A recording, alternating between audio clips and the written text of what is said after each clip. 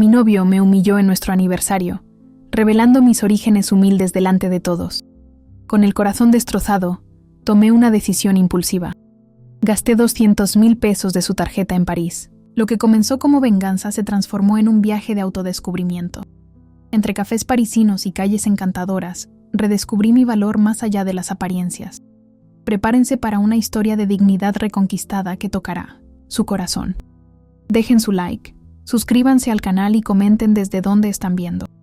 Nunca imaginé que 5 años de relación terminarían en Lágrimas en Pujol, el restaurante más elegante de la Ciudad de México. Ricardo había organizado todo, una celebración sorpresa con amigos y familiares para celebrar nuestro aniversario de novios. Yo estaba radiante esa noche, usando el vestido rojo que me había regalado en Navidad.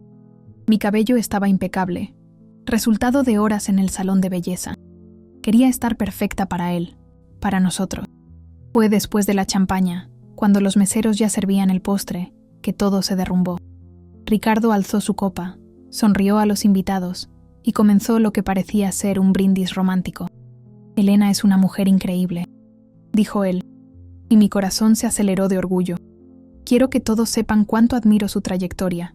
Después de todo, no cualquiera sale de San Miguelito, en el interior de Hidalgo, hija de una trabajadora doméstica y un albañil, y llega a donde ella ha llegado. Sentí que la sangre se me congelaba en las venas.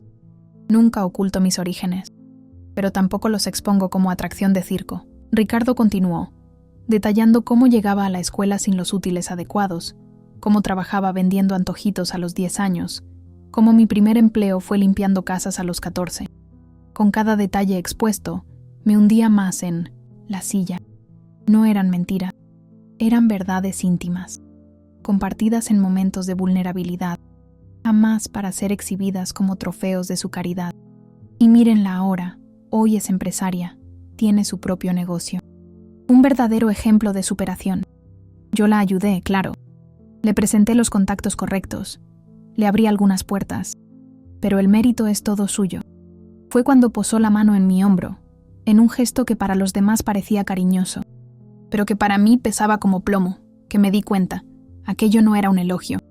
Era una humillación meticulosamente arquitectada, una forma de recordarles, a mí y a todos, que yo todavía era la niña pobre de Hidalgo que necesitó de su benevolencia para ser aceptada. Todos aplaudieron, algunos con sonrisas genuinas, otros, principalmente sus hermanas y su madre, con aquel brillo de satisfacción en los ojos, como quien finalmente ve confirmada la teoría de que yo nunca sería realmente digna de esa familia. De regreso a casa, el silencio dentro del coche era cortante. Yo todavía digería lo que había sucedido, mientras él conducía tranquilamente, como si nada hubiera ocurrido. Cuando finalmente llegamos al departamento, preguntó, con la casualidad de quien comenta sobre el clima. «Estás rara. ¿No te gustó la sorpresa? ¿Por qué hiciste eso, Ricardo?» Mi voz salió entrecortada, una mezcla de dolor e incredulidad. Él se encogió de hombros. ¿Hacer qué?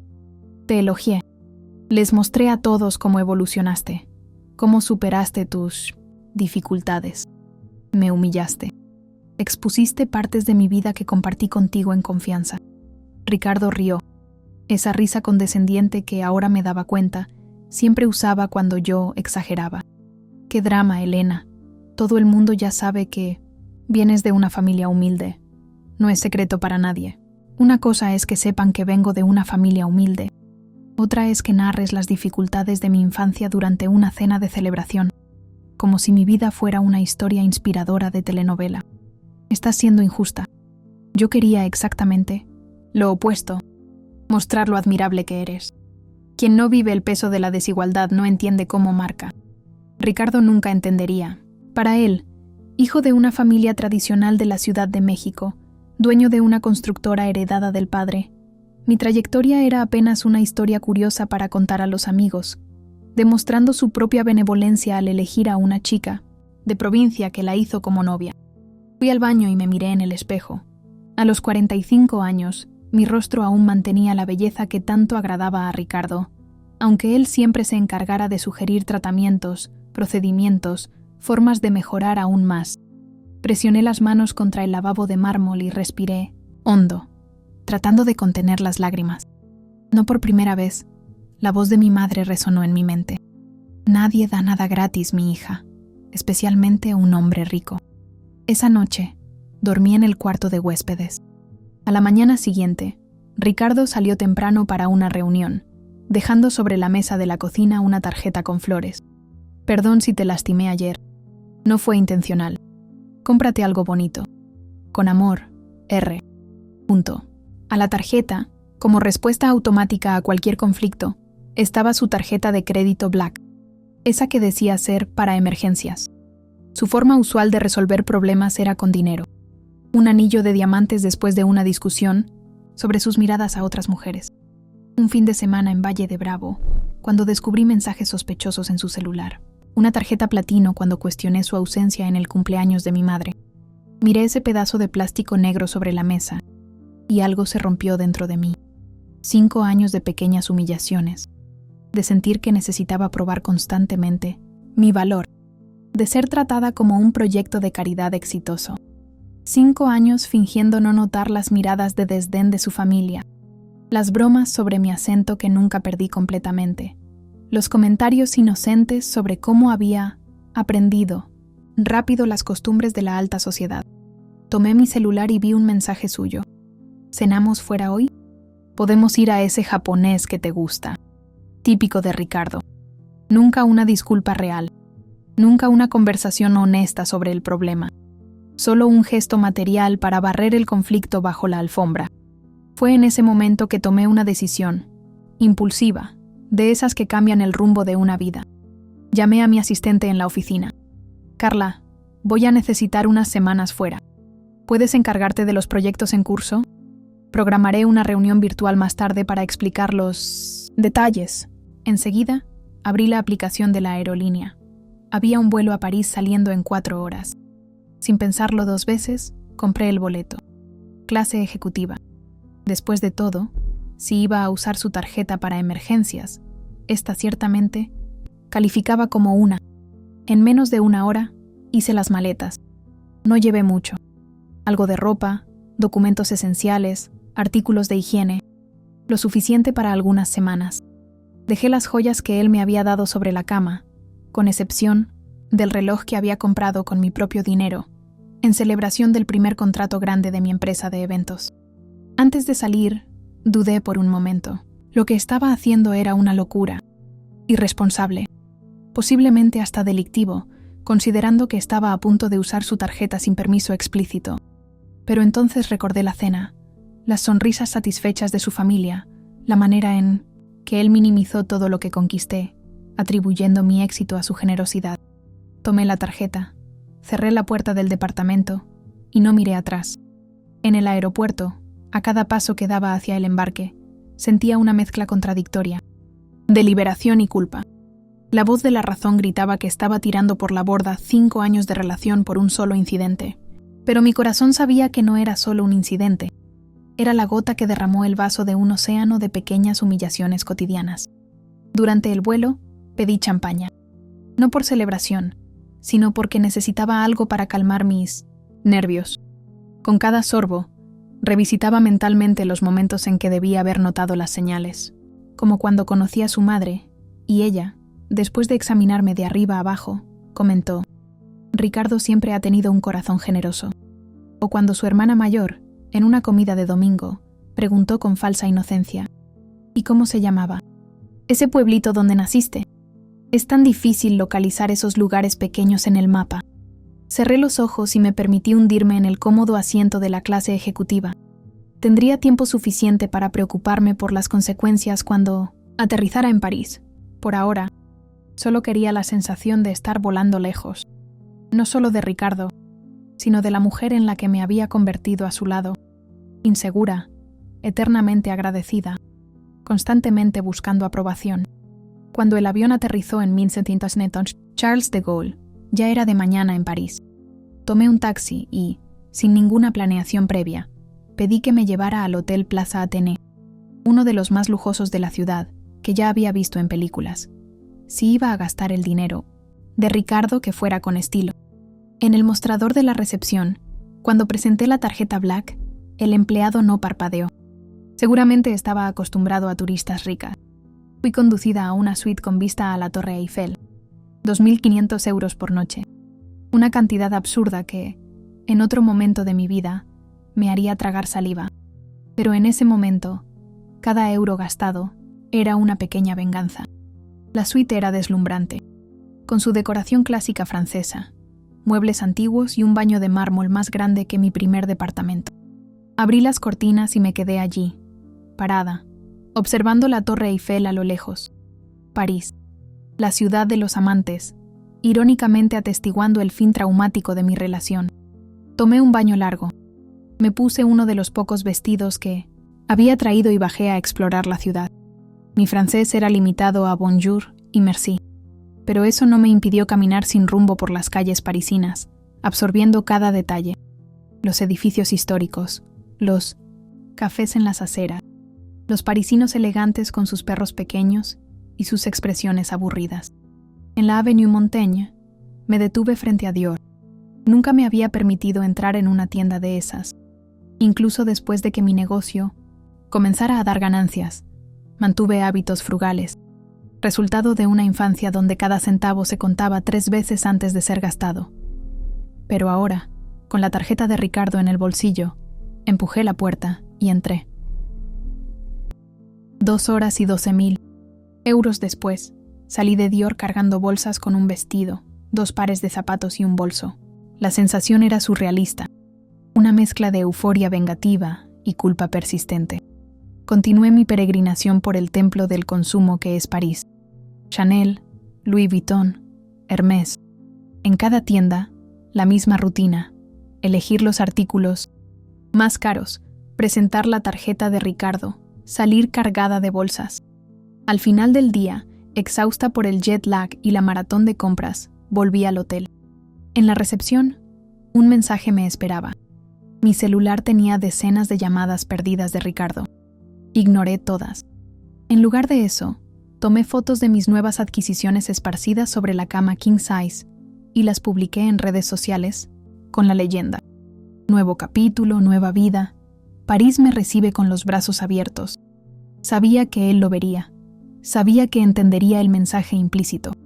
Y principalmente, sabía que el estado de cuenta de la tarjeta de crédito eventualmente llegaría, detallando cada euro que gasté en mi fuga impulsiva. Esa primera noche en París, me dormí con una sonrisa en los labios, arrullada por la satisfacción infantil de la venganza y por el lujo de las sábanas egipcias de 1000 hilos. Pero cuando desperté a la mañana siguiente, la realidad comenzó a infiltrarse en mi pequeña burbuja de rebeldía. ¿Qué estaba haciendo? A los 45 años, comportándome como una adolescente fugitiva, gastando dinero que no era mío por puro despecho. Mi celular sonó. Era Ricardo nuevamente. Dudé, pero contesté. ¿Dónde diablos estás?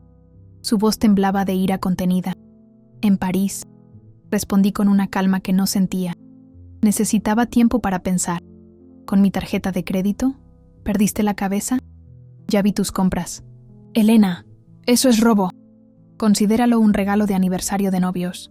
Después de todo, te gusta tanto celebrar cuánto me ayudaste a superar mis orígenes humildes. Solo me estoy adaptando a tu nivel de vida. Vas a volver inmediatamente y me vas a devolver cada centavo. ¿O vas a qué, Ricardo? ¿Denunciarme a la policía? Por favor, hazlo. Explica que le diste tu tarjeta a tu novia para que la usara y ahora estás arrepentido porque está gastando demasiado. Estoy segura de que lo tomarán muy en serio. Un silencio al otro lado de la línea. Entonces, en un tono calculadamente calmado que conocía bien, el tono que usaba en negociaciones difíciles, dijo: Vamos a hablar como adultos. Esta no. Eres tú, Elena. Estás actuando por impulso, dolida por algo que ni siquiera fue intencional. Vuelve a casa y lo resolvemos. Por un momento casi cedí. Era verdad. Esa mujer vengativa gastando frenéticamente no era yo. Pero también era verdad que la mujer sumisa e insegura que aceptaba migajas de afecto tampoco lo era. ¿Quién era? Yo, al fin y al cabo. Esa era la pregunta que París tal vez me ayudaría a responder. Necesito tiempo, Ricardo. Tiempo lejos de ti, lejos de tu familia, lejos de todo. ¿Con mi dinero? Eso es chantaje, Elena. No, Es solo una compensación por 5 años dedicados a un hombre que nunca me vio como igual. Considéralo un pago por los servicios prestados. Después de todo, ¿no era eso lo que pensaba tu familia? ¿Que estaba contigo por el dinero? Respiró hondo. ¿Cuánto tiempo te vas a quedar ahí? ¿Y cuánto piensas gastar? Necesito al menos saber el tamaño del desastre. No sé cuánto tiempo. Y en cuanto al dinero, bueno, siempre dijiste que esta tarjeta era para emergencias. Créeme, Ricardo, esta es definitivamente una emergencia existencial. Colgué antes de que pudiera responder. Mis manos temblaban. Nunca le había hablado de esa manera. Directa, cruda, sin miedo a desagradar. Era aterrador y al mismo tiempo extrañamente liberador. Miré las bolsas de compras esparcidas por la habitación y sentí una punzada de vergüenza. Esa no era yo. Nunca fui materialista, incluso después de que mi negocio comenzó a prosperar. Las compras compulsivas no resolverían el vacío que sentía. En los días siguientes, moderé mis gastos, pero no regresé a México. En lugar de las tiendas de lujo, comencé a explorar el verdadero París. Los museos menos conocidos, los jardines públicos, los pequeños cafés donde los turistas raramente iban. Caminaba durante horas, sin destino, solo observando y absorbiendo. En uno de esos cafés, en el barrio de Saint-Germain, me senté a tomar un café y observar a la gente pasar. En la mesa de al lado, una señora de unos 70 años leía un libro en español. Sorprendida por encontrar una compatriota, no resistí y entablé conversación. Disculpe la molestia, pero no pude evitar notar que está leyendo en español. ¿Es mexicana? Ella levantó los ojos del libro y sonrió. Sí, capitalina, pero vivo en París, desde hace casi 40 años. Se presentó como Elisa. Era viuda, exprofesora universitaria, y se había mudado a París después de un desastre amoroso, como ella misma lo definió, riendo. Conversamos durante horas. Le conté una versión editada de mi historia, omitiendo el detalle de la tarjeta de crédito, y ella escuchó sin juzgar, algo que me hizo sentir instantáneamente cómoda en su presencia. ¿Sabes?, dijo ella, después de escuchar mi relato.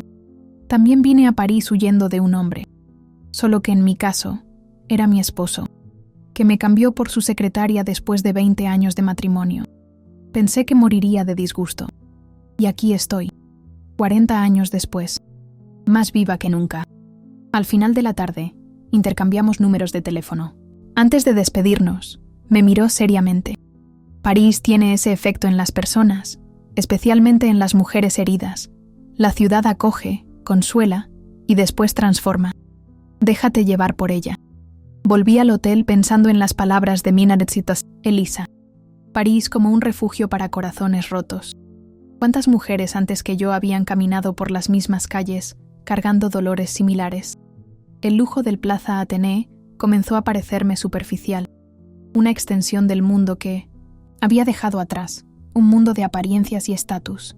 Después de 2 semanas, decidí mudarme a un hotel más sencillo en el Marais, un barrio histórico con más autenticidad y menos ostentación. Fue en esa época que recibí un mensaje de Carla, mi asistente, informando que los clientes estaban preguntando por mí y que algunos proyectos necesitaban decisiones urgentes. La realidad llamaba a la puerta. Tenía un negocio que administrar, responsabilidades, una vida más allá de la venganza contra Ricardo.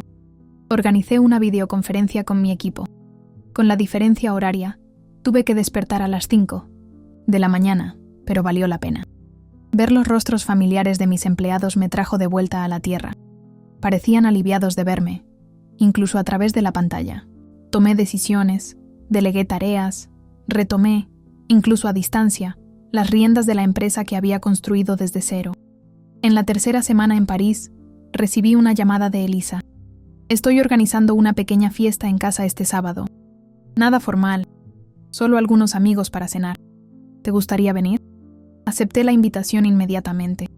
El departamento de Elisa estaba en Montmartre, en un edificio antiguo con vista a la ciudad. Era un lugar pequeño, pero acogedor, repleto de libros, plantas y memorias de una vida bien vivida. Los invitados eran una mezcla ecléctica, algunos expatriados como ella, otros franceses, todos intelectuales, artistas o profesionales liberales. Durante la cena, me senté al lado de un hombre de mediana edad llamado Jean-Philippe. Era chef, de cocina y propietario de un pequeño restaurante en el barrio. Conversamos sobre comida mexicana, y él demostró genuino interés cuando mencioné los platillos típicos de Hidalgo que mi madre solía preparar. «Estoy planeando un menú con influencias latinoamericanas para el próximo mes», dijo él. «Sería un honor si pudieras darme algunas ideas». Intercambiamos contactos, y en los días siguientes nos encontramos algunas veces para discutir recetas. Jean-Philippe era diferente de cualquier hombre que había conocido. No se impresionaba con el estatus o las posesiones. Su interés genuino era por la cultura, por las historias detrás de las recetas, por la autenticidad de las experiencias. Un mes después de mi llegada a París, recibí una notificación del banco. La tarjeta de Ricardo había sido bloqueada. A esa altura, había gastado cerca de 150.000 de los 200.000 pesos disponibles. Mucho menos de lo que podría haber gastado, pero aún así una cantidad considerable. La noticia no me sorprendió. De hecho, esperaba que eso sucediera mucho antes. Verifiqué mi propia cuenta bancaria. Tenía ahorros suficientes para algunas semanas más, tal vez un mes, viviendo con moderación. Después de eso, necesitaría encontrar una fuente de ingresos o volver a México. La idea de regresar me causaba ansiedad. No estaba lista para enfrentar a Ricardo, a su familia, las miradas curiosas de los amigos en común, los cuestionamientos sobre mi comportamiento irracional. Al mismo tiempo, no podía seguir huyendo indefinidamente. Fue Elisa quien ofreció una solución inesperada. «Tengo una habitación libre en casa», dijo ella, durante uno de nuestros encuentros para tomar café.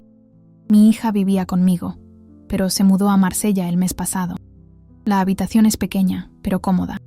Puedes quedarte allí el tiempo que necesites, pagando solo tu parte de las cuentas».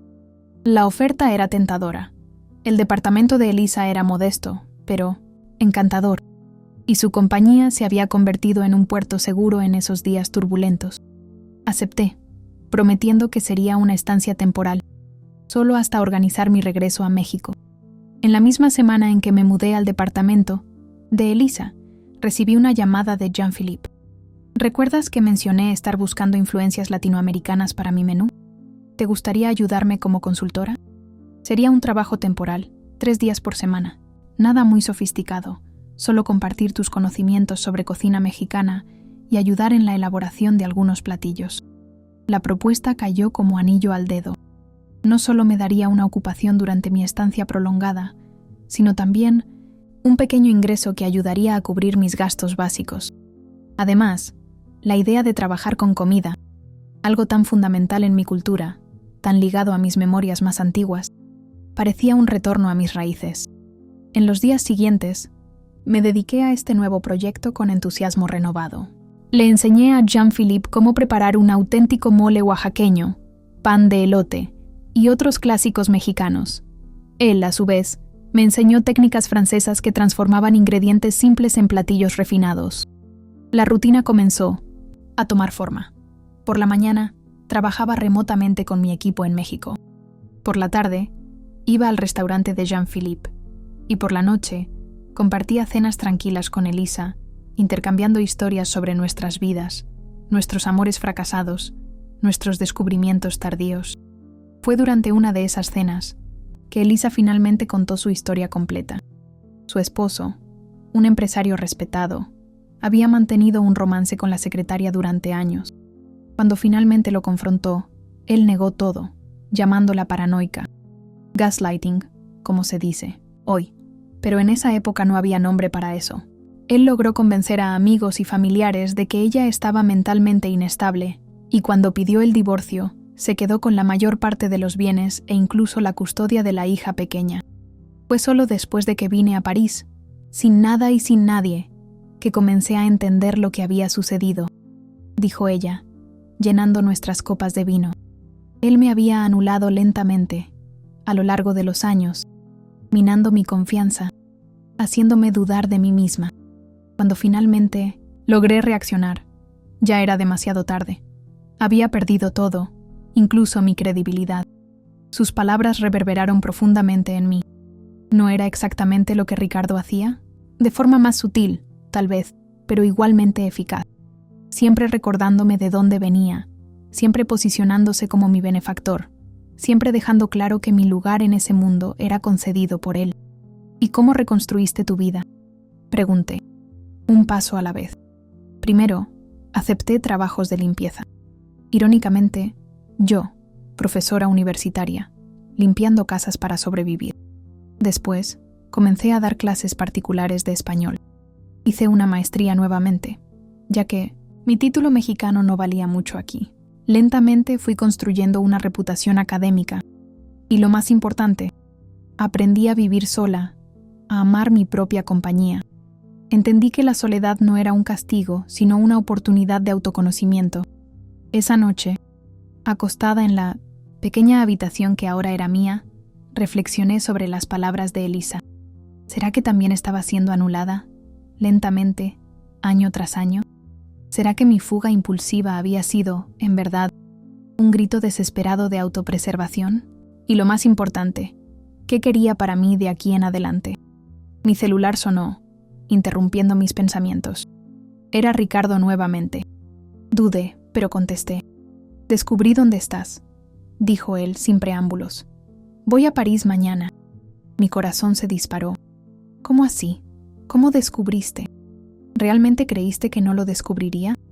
Tu IP aparece cuando accedes a los sistemas de la empresa. Además, no soy idiota, Elena. Estás publicando fotos en redes sociales. Malditas redes sociales. Había olvidado que Ricardo tenía acceso a los sistemas de la empresa, que podía rastrear mis actividades en línea. ¡Qué estúpida! No hay necesidad de eso, Ricardo. Estoy bien. Estoy organizando mi regreso. No se trata de eso. Se trata de mi dinero. Gastaste más de 150,000 pesos de mi tarjeta en una venganza infantil. Eso es delito, Elena. Y si piensas que lo voy a dejar pasar, estás muy equivocada. La amenaza era clara. Ricardo no venía para una reconciliación, sino para un ajuste de cuentas. El miedo inicial dio paso a la rabia. ¿Quién se creía que era para intimidarme así? Hazlo. Que creas mejor, Ricardo. Pero recuerda, tengo 5 años de historias sobre ti y tu familia que estoy segura preferirían mantener privadas. Un farol, claro. No tenía nada comprometedor contra él, además de algunas infidelidades que sospechaba pero nunca confirmé. Sin embargo, la amenaza vaga pareció funcionar, pues él dudó. «No te estoy amenazando», dijo finalmente en tono más conciliador. «Solo quiero resolver esto civilizadamente. Estaré en el Hotel Ritz. Encuéntrame mañana a las 7 p.m. en el bar del hotel». Sin esperar respuesta, colgó. Pasé la noche en vela, analizando mis opciones. Podía ignorar el encuentro, pero eso solo pospondría lo inevitable. Podía intentar huir nuevamente, pero ¿a dónde? ¿Y con qué recursos? O podía enfrentarlo, asumir las consecuencias de mis actos impulsivos e intentar negociar una solución. A la mañana siguiente, le conté a Elisa sobre la llamada. Me escuchó con atención, sin interrumpir. Cuando terminé, tomó mis manos entre las suyas. «Sabes que tendrás que devolver el dinero, ¿verdad? No importa cuán justificada fuera tu rabia. Usar su tarjeta sin permiso estuvo mal». Asentí, avergonzada. En el fondo, siempre supe que este momento llegaría. Pero eso no significa que tengas que volver con él, ni siquiera volver a México. Inmediatamente. Estás construyendo algo aquí. Una nueva perspectiva, nuevas relaciones, tal vez hasta una nueva carrera. No renuncies a eso por miedo. Sus palabras me dieron fuerza. Decidí encontrarme con Ricardo, pero no como la mujer insegura que había dejado la Ciudad de México. Lo encontraría como alguien que comenzaba a redescubrir su propio valor. Esa tarde, me puse el vestido más sencillo que había traído, nada de marcas de lujo compradas con su tarjeta. Me recogí el cabello en un moño discreto, apliqué maquillaje mínimo. Quería que me viera como realmente era, sin artificios. El bar del Ritz era exactamente como imaginaba. Elegante, exclusivo, lleno de turistas ricos y parisinos hastiados. Ricardo ya estaba allí cuando llegué, sentado en una mesa discreta, en la esquina, bebiendo lo que parecía ser un whisky. Al verme, se levantó. Por un momento, vi su rostro suavizarse, como si estuviera genuinamente aliviado de verme. Pero pronto la expresión se endureció nuevamente y me di cuenta de que este no sería un encuentro fácil. «Elena», dijo él, sin besarme ni abrazarme. «Estás diferente». Me senté frente a él. París cambia a la gente, dicen. Un mesero se acercó y pedí un Perrier. Quería mantener la cabeza clara. Ricardo parecía impaciente por iniciar la conversación que realmente importaba, pero esperé hasta que llegara la bebida. Pequeño acto de resistencia. Ahora sería en mi tiempo, no en el suyo. Entonces, dijo él, tamborileando los dedos, en la mesa. Quiero una explicación y un plan de pago. Ahora. No hay mucho que explicar. Respondí con una calma que me sorprendió. Me humillaste públicamente, confirmando lo que siempre sospeché. Para ti, soy solo un proyecto de caridad. Exitoso. Por favor, Elena, fue un elogio. E incluso si no lo fuera, robar mi tarjeta no es una respuesta proporcional. Tienes razón. Vi la sorpresa en sus ojos cuando estuve de acuerdo. Fue impulsivo y estuvo mal. Pagaré cada centavo, pero en 1900 mis términos. Nuestro encuentro fue interrumpido por un murmullo en el bar. Una mujer elegante, que reconocí como Claire Dubois, influyente empresaria francesa, se acercó. «Jean-Philippe me contó sobre tu colaboración en el restaurante», dijo ella en inglés. «Estoy buscando consultores para nuestra expansión en 1900 México». Intercambiamos tarjetas bajo la mirada incrédula de Ricardo. Cuando ella se alejó, él parecía desconcertado. ¿Quién era?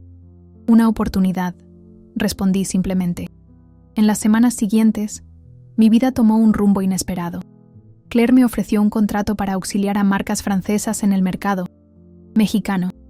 Jean-Philippe demostró interés romántico, pero mantuve distancia. Mi corazón aún necesitaba tiempo. Al tercer mes, mi madre apareció en París, preocupada por mi desaparición. Vino preparada para llevarme de vuelta, elogiando a Ricardo y su estatus. Pero al atestiguar mi nueva vida, cambió de perspectiva. «Nunca te vi tan tú misma, hija», dijo ella sorprendiéndome. El golpe final vino cuando descubrí, a través de una amiga, que Ricardo mantenía un romance con su asistente desde hacía más de 2 años. La revelación me liberó completamente de la culpa. Cuando mi visa de turista estaba por expirar, Jean-Philippe sugirió un matrimonio por conveniencia. Rechacé gentilmente. No cambiaría una dependencia por otra. La solución llegó cuando recibí una invitación para representar al restaurante en una feria gastronómica en la Ciudad de México. Al regresar a México, supe que Ricardo enfrentaba serios problemas financieros. Propuse un acuerdo. Pagaría el valor de la tarjeta en cuotas, siempre y cuando él reconociera públicamente la humillación que me causó.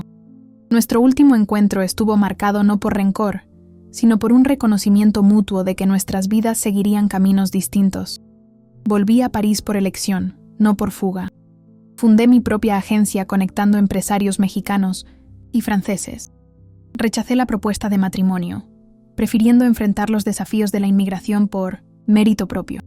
París me enseñó que algunas veces necesitamos perder todo, incluso nuestra dignidad, para finalmente encontrarnos.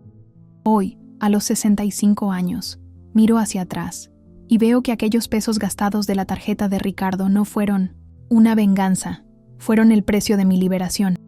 Cuando mujeres jóvenes me preguntan si me arrepiento, sonrío y digo, ¿del dinero? Sí, debería haber gastado menos. ¿De la fuga? Jamás. Fue el primer paso que di realmente por mí misma. El tiempo pasa, las arrugas aparecen, pero la libertad que conquisté en aquellas calles parisinas permanece intacta. Después de todo, como dicen los franceses, mieux vaut tard que jamais, más vale tarde que nunca.